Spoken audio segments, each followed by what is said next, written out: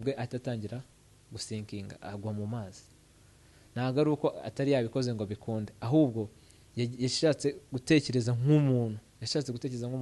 Niyo mpamvu akenshi nyine natwe ugarutse mu buzima bwacu utekereza ku kibazo ukabona mu nzira zawe ntigishoboka, ariko ukibagirwa ko mu nzira z'Imana icyo kintu gishoboka, nta n'ikintu kidashoboka.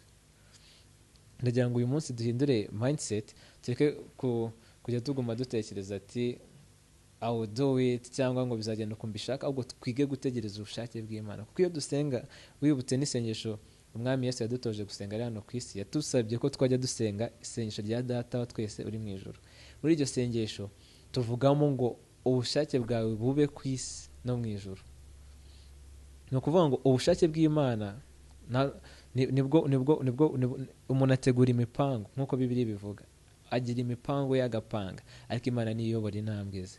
Ubushake bw'Imana nicyo kintu cya mbere kimatarenga kandi dukwiye kwizereramo, kubera ko nibivuga ngo ibyo yifuza kutugirira ni byiza, kuki twabidaputinga, kuki twabigiraho impungenge bibaze ngo se bizagenda gute, se bizaba ari ibiki, se izabikora gute?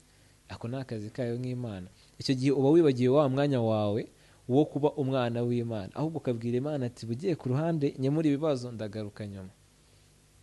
Imana tujye twiga kuyireka ibe Imana. Uyu murongo uravuga ati wiringire Uwiteka n'umutima wawe wose